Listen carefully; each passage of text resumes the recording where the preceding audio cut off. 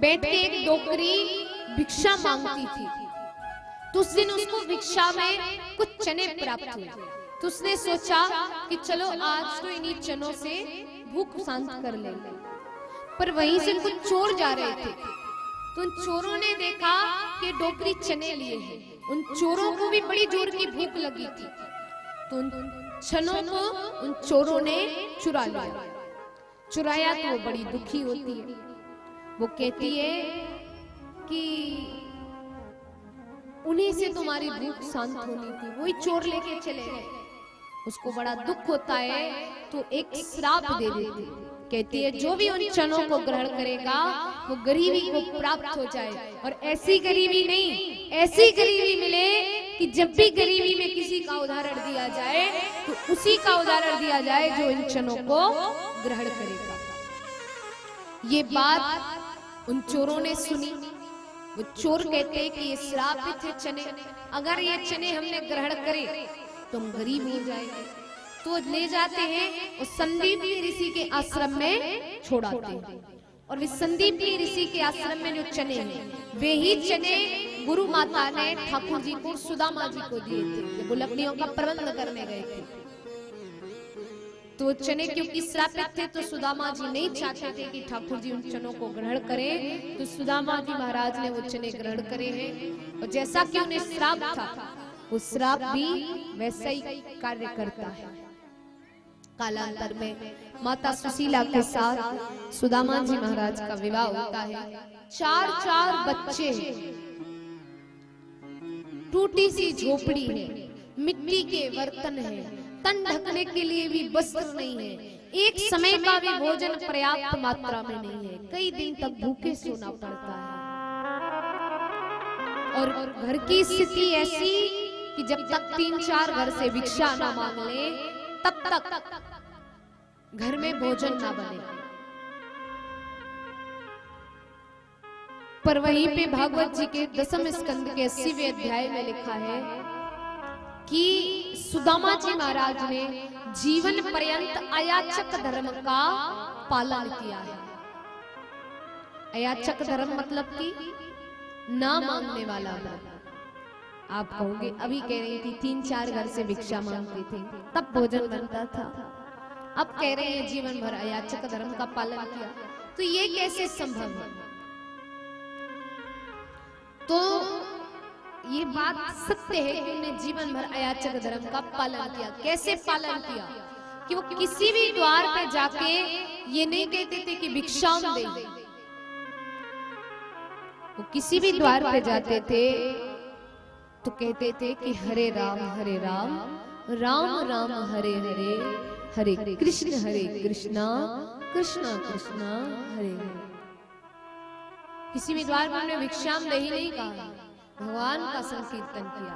और जैसे ही भगवान का संकीर्तन करते तो जिसको जो भी उनको भिक्षा में देना होता था वो दे देते थे, पर वो भगवान नाम का सहारा लेते रहे, कहते रहे कि हरे रामा रामा रामा हरे हरे, हरे कृष्णा कृष्णा कृष्णा हरे हरे। तो ऐसे भिक्षा मांगते, बच्चे कई दिन भूखे सोते। माता सुशीला बड़े ही आशा के साथ उन मिट्टी के बर्तनों में हाथ डालती थी। एक सीतली चावल का निकलेगा तो पहले ठाकुर जी को प्रसाद लगाएंगे, इसके बाद हम खा लेंगे। पर जब मिट्टी के बर्तन में हाथ डाले, उठेल उड़ेल के डाले, तब उसमें से कुछ भी ना निकले तो बच्चों से कह दे कि आज भी हमें भूखे रहना पड़ेगा। और धन्य है माता सुशीला जो अपने बच्चों को समझाती है, कहती है कि ऐसा नहीं है कि हम गरीब हैं तो भगवान की हम पे कृपा नहीं है, अनन्य कृपा है ठाकुर जी की हम पे। वो बच्चे कहे कि अनन्य कृपा है, हमें कई दिनों तक भूखे सोना पड़ता है, ये भगवान की कृपा है। भगवान तो किसी को भूखे पेट नहीं सोने देते, पर हमें भूखे क्यों सोना पड़ता है? माता कहती क्योंकि उनकी हम पे कृपा है। बोले कृपा कैसे हो सकती है? ऐसी कैसी कृपा कि हम भूखे सो रहे हैं? तब माता सुशीला कहती कि महीने में कितनी एकादशी पड़ती है? 2 एकादशी पड़ती, 2 11। तो माता सुशीला कहती कि लोग तो केवल 2 एकादशी का व्रत करते हैं, 2 दिन ही महीने में भूखे रहते, पर हम पे भगवान की ऐसी कृपा कि हमें तो कई दिनों तक भगवान का भजन करते हुए भूखे सोना पड़ता है। तो सोचो हमारी कितनी एकादशियां हो गई होंगी, हमने कितने व्रत कर लिए। तो ये भगवान की हम पे कृपा है। बच्चों को ऐसे समझा के सुला देते हैं। एक दिन नगर में भंडारा था। आज बच्चे बड़े खुश हैं कि आज तो भरपेट भोजन मिल जाएगा। और महाराज सुदामा जी भी आज खुश है कि आज बच्चों को भरपेट भोजन करा पाए। जाते हैं ऐसे 2-3 घरों से भिक्षा मांगते, चौथी जगह उसी भंडारे में पहुंचे। वहां पर खीर का प्रसाद वितरित हो रहा था। तो महाराज वो खीर का प्रसाद खुद पाते हैं और अपने कटोरे में भी भरवा लेते हैं। आज सुदामा जी बड़े खुश हैं कि आज तो बच्चों को भरपेट भोजन मिल जाएगा। पर जैसे ही वो भिक्षा में खीर मिलती है लेकर आते हैं, बीच रास्ते में कुछ बच्चे खेल रहे हैं, वहीं से सुदामा जी जा रहे थे कि उन बच्चों का धक्का सुदामा जी को लगा कि वो हाथ से कटोरा सुदामा जी के नीचे गिर जाता है। ऐसे ही सुदामा जी के हाथ से कटोरा नीचे गिरा, फिर भी सोचते किसको उठा लेंगे, खा लेंगे बच्चे। पर वहीं पे एक कुत्ता आता है और वो उस खीर को चाट चाट के खाने लगता है। अब तो वो खीर कुत्तों ने झूठी कर दी, अब झूठी खीर तो नहीं खिला सकते। ये देख के सुदामा जी के अश्रु जल बह पड़ते। सुदामा जी कहते, इसे कहते कि जो भाग्य में नहीं होता वो आकर भी चला जाता है।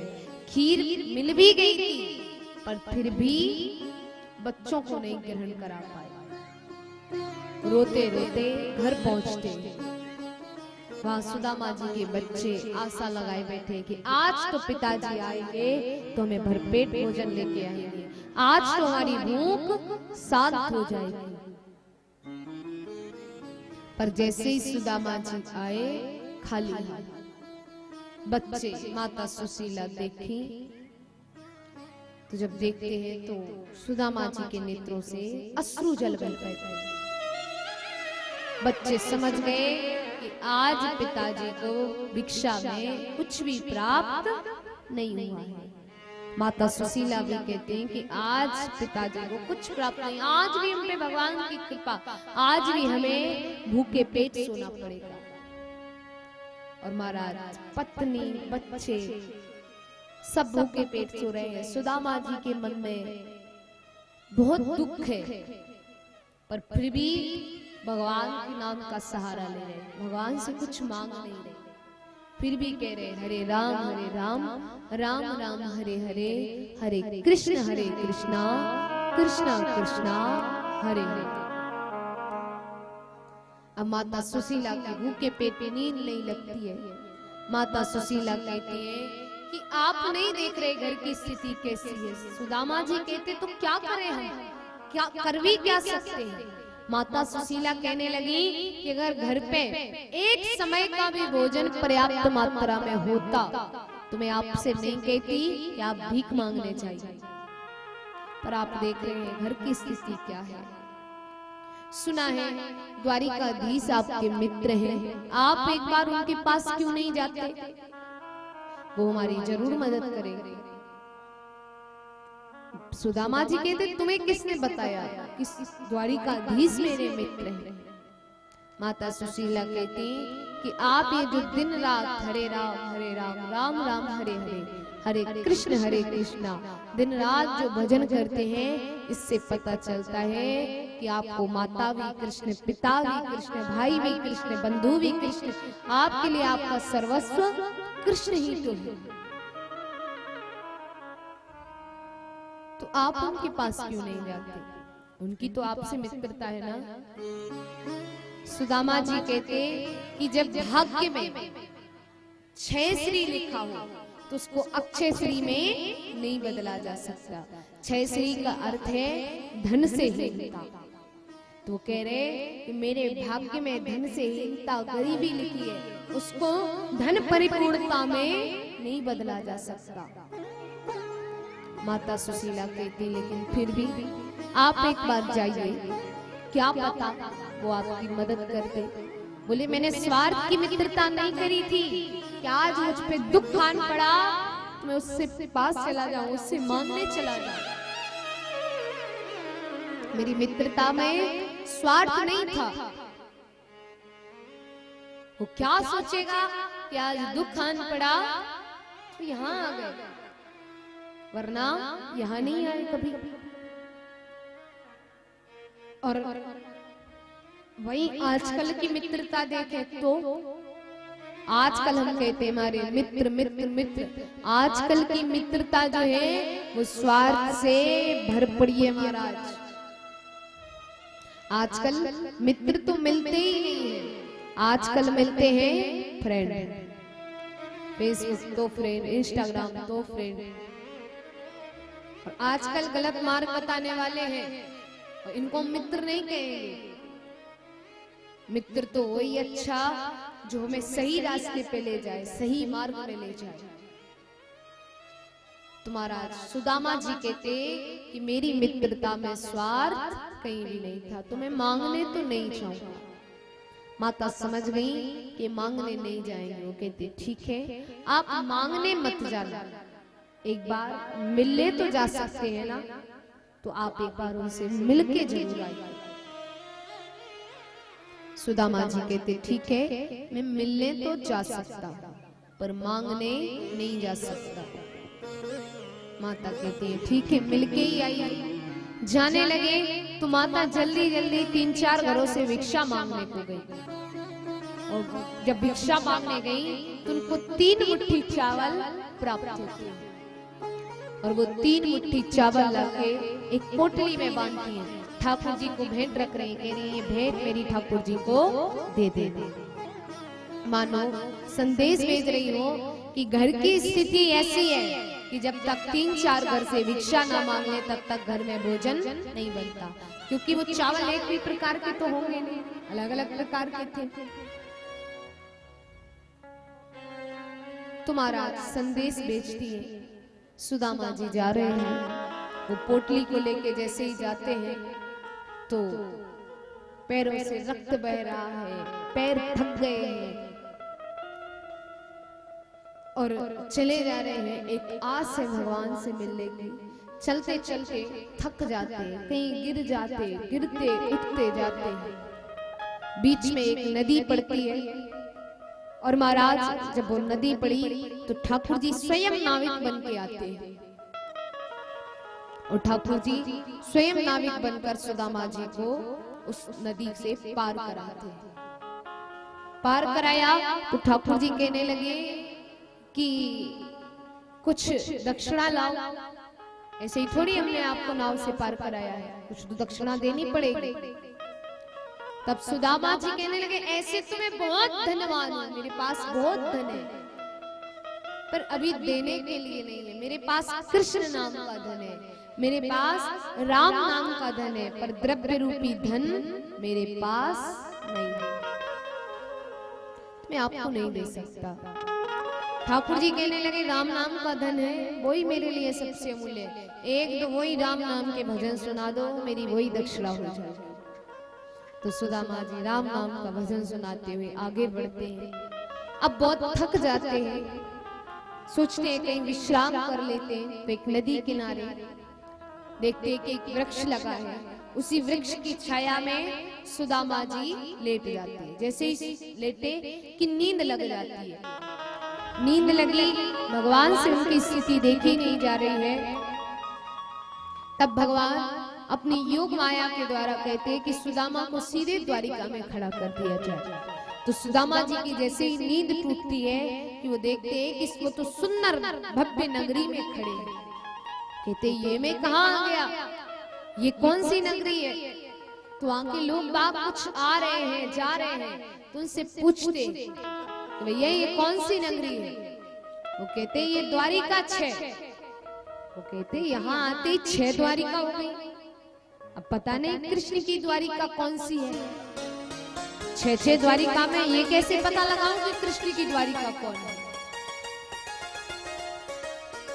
तो महाराज और आगे गए, फिर कहते भैया ये कौन सी नगरी है। वो कहते द्वारिका 6। अब वो गुजराती भाषा में कह रहे कि द्वारिका है, 6 का मतलब है।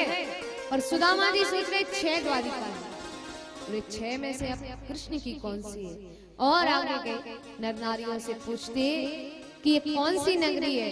वो फिर कहते कि ये द्वारिका 6। फिर आगे गए, कहने लगे क्या ये श्री कृष्ण की ही नगरी द्वारिका है। बोले हाँ ये श्री कृष्ण की ही नगरी द्वारिका है। तब उनको समझ आया कि ये तो कृष्ण की नगरी है। किसी से और आगे जाके पूछते कि महल की ओर जाने का मार्ग कौन सा है। लोग बात बता देते कि महल की ओर जाने का मार्ग ये है। मुख्य द्वार पर पहुंचे महल के, तो देखते हैं द्वारपाल खड़े हैं। तो उनसे कहते कि मैं कृष्ण का मित्र सुदामा हूं, मुझे कृष्ण से मिलना है, हमें उनसे मिल लेते। द्वारपाल कहते ऐसे तो कोई भी आ जाएगा, कोई भी भगवान का मित्र बन जाएगा। हम भगवान के मित्र हैं, हमें मिलने दो। तो क्या उन्हें मिलने देंगे। बार बार पीछे हटा रहे हैं कि अभी आप जाइए, अब नहीं जा सकते। बार बार कह रहे हैं, तब भी वो द्वारपाल कुछ भी नहीं मान रहे बात, बार बार धक्का दे दे के पीछे कर दे रहे हैं। तब सुदामा जी रोने लगे और ठाकुर जी से प्रार्थना करने लगे कि हे प्रभु, मैं नहीं कहता कि आप मुझे अंदर ले जाइए, लेकिन अगर आप मुझे छत से भी दर्शन देके चले जाएंगे ना, तो भी मैं ये मानूंगा कि आपने मुझ पे कृपा कर दी। कम से कम छत से देखने तो आए। जब ये भाव आए तब ठाकुर जी द्वारपालों के भाव कर ही देते हैं कि ये मुझ तक कहने तो आए कि सुदामा आए। द्वारपाल सोचते जब इतना कह रहे हैं तो चले जाते हैं। किस प्रकार से मिल रहे हैं, भजन के माध्यम से श्रवण कर।